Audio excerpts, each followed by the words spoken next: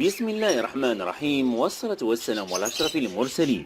إخواني أخواتي الكرام، السلام عليكم ورحمة الله، ورمضان مبارك لكم جميعا يا أغلى عائلة محترف الطيور. أولا قبل أن نبدأ، وكانت هذه أول مرة تشاهد فيها قناة محترف الطيور، لا تنسى أن تنزل إلى الأسفل وتشترك في القناة وأن تفعل زر الجرس كي يصلك كل جديد. وإن كنت من عائلتي الغالية كسر لايك يا أغلى عائلة. إذا على بركة الله ندخل في الموضوع مباشرة.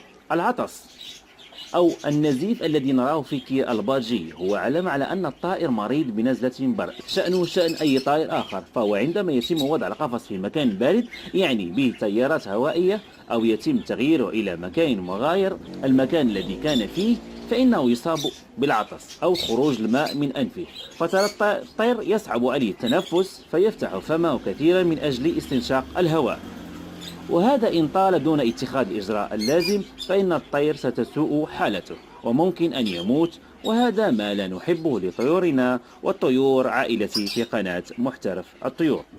إذا شاهدت طائرك أصبح يعطس كثيرا فلا بد من بودرة أورنيكير، ربع ملعقة صغيرة في مشربية لمدة 5 أيام.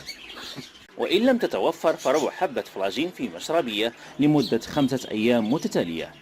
ملاحظة: حبة فلاجين موجودة في الصيدلية، فهو دواء بشري. ولا تنسى أن تضع القفص في مكان دافئ ليس به تيارة هوائية، وتنظيف الأرضية. كان معكم أبو مكرم من قناة محترف الطيور على اليوتيوب. رمضان مبارك لكم جميعا أغلى عائلة.